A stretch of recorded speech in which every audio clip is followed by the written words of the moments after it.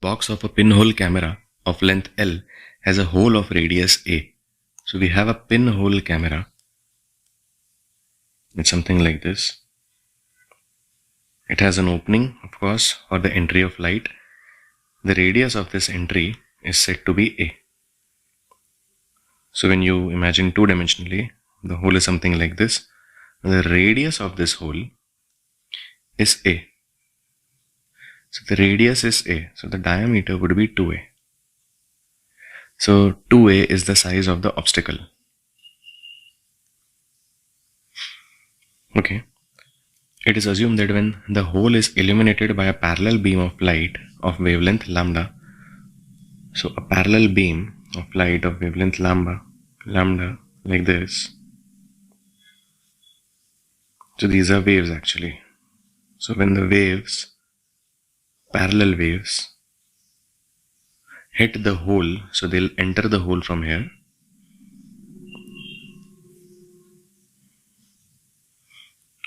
The spread of the spot obtained on the opposite wall of the camera is the sum of its geometrical spread and the spread due to diffraction. So this length L, this is supposed to be the screen. So the image is obtained on this side. So the spread here is the sum of the geometrical spread. The geometrical spread is, this is the central line. This much is the geometrical spread. So when we are talking about geometrically, don't consider diffraction. So the spread is equal to the sum of this geometrical spread and the spread due to diffraction. So the spread due to diffraction would be something like this. So this is our central bright. So the spread is sum of this geometrical spread, that is sum of this and the spread due to diffraction. Now the spread due to diffraction, the theta, this theta here, this theta due to diffraction,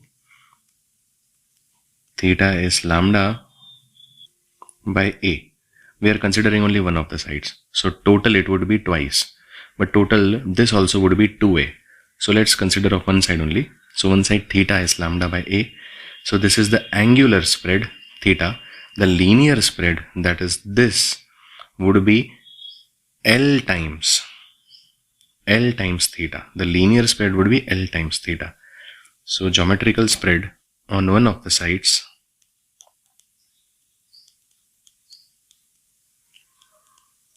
geometrical spread is A, and the spread due to diffraction, the diffraction spread is L lambda by A. Now the total spread, the size of the spread B is given to be sum of these two, that is L lambda by A plus A. So we have to find out how much minimum value of spread, how much minimum spread is there and what is the minimum spread. We have to find out the minimum spread and the value of A for that minimum spread, the value of the size of the hole for that minimum spread. So there are two methods to do this. First is considering this to be a quadratic equation. So this leaves us with lambda A, AB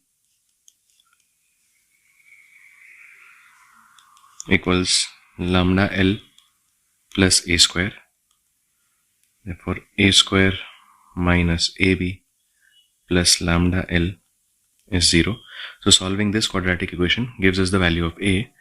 So therefore A is minus B, that is minus of minus B plus minus B square minus 4AC. So 4 into 1 into lambda L divided by 2A. So divided by 2 into 1. So this is B plus minus B square minus 4 lambda L by 2. So for value of A to be real, we need this to be real.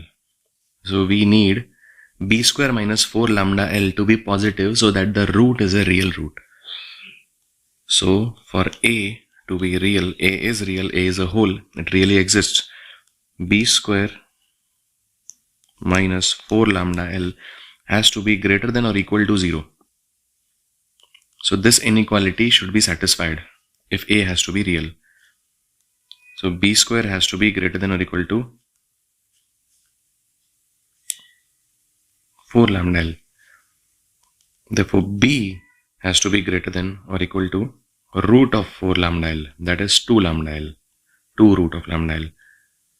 So we have been asked the minimum value of B. So the minimum value of B at least has to be this much. B at least has to be root of 4 lambda L for A to be real. We get the value of B. We substitute this value of B in this equation and we get the value of A. So this is the minimum B is root of 4 lambda L plus minus, then this quantity becomes 0 because this is 4 lambda L minus 4 lambda L divided by 2. So this quantity becomes 0. So we are left with root of 4 lambda L divided by 2, that is lambda L, root of lambda L. So this is the value of A. So A is root of lambda L and B minimum is root of 4 lambda L. This is one of the ways of doing this. So we can call this method 1. Method 1 is the quadratic equation method.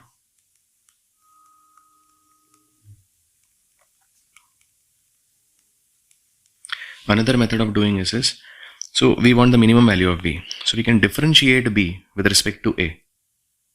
So let's take this equation.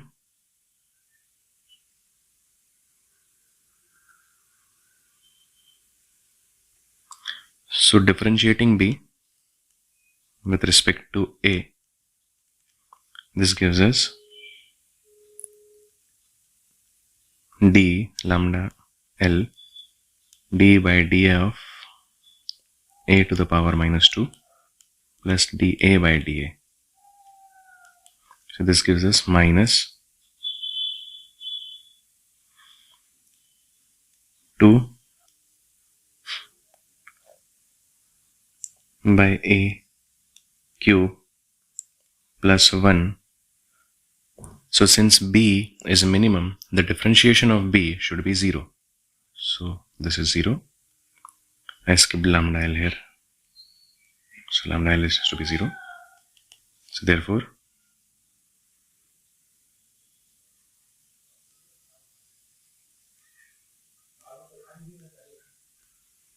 so differentiating B with respect to A, this gives us L lambda d by dA of A to the power minus 1 is dA by dA. Since the value of B is minimum, the differentiation of B should be 0. Okay. So L lambda minus A to the power minus 2 plus 1 is 0. That means minus L lambda by A square is equal to minus 1. That means A square equals to L lambda, that is A is a root of L lambda or root of lambda L. So this is another way of doing it. So we get the value of A, then when we substitute the value of A here, we get the value of B. Okay, why don't you try it yourself? Okay, so these are the two methods. So one method is considering this to be a quadratic equation and solving the real roots, and another method is differentiation method. So in differentiation, we find the values of minimum and maximum like this. So this is method 2. Okay.